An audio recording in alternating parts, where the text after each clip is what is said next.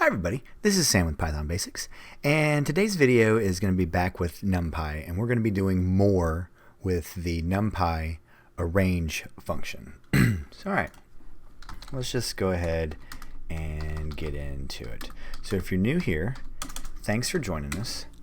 If you're anything like me, you might be a little bit cynical, and you might have been looking at the Arange function from Numpy and saying, well, what is the difference between Arange and range?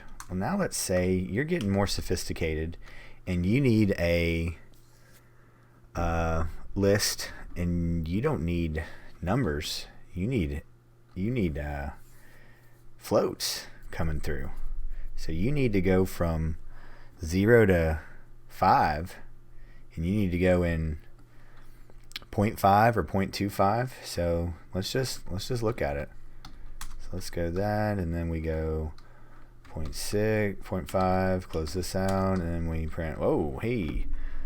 Oh, range is limited to, they have to be integers. Well, guess who's solved that problem for us? So check this out.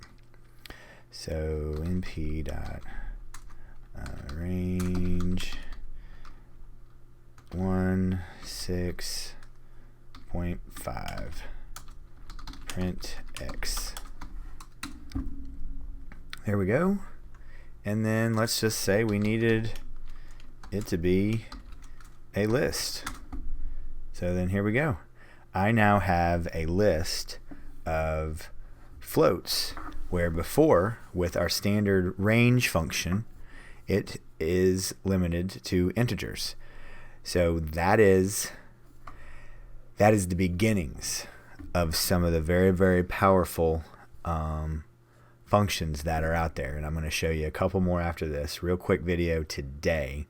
There are two others that when I learned about them I was just absolutely blown away, but this is the beginnings of, I don't know, I just am so overly I remember when I found Numpy, just everything that it could do and everything that was thought out for us.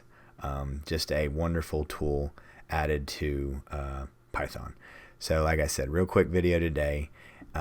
Just we're getting more advanced, and I thought this was a perfect time to touch on this, and we have a couple more just like this.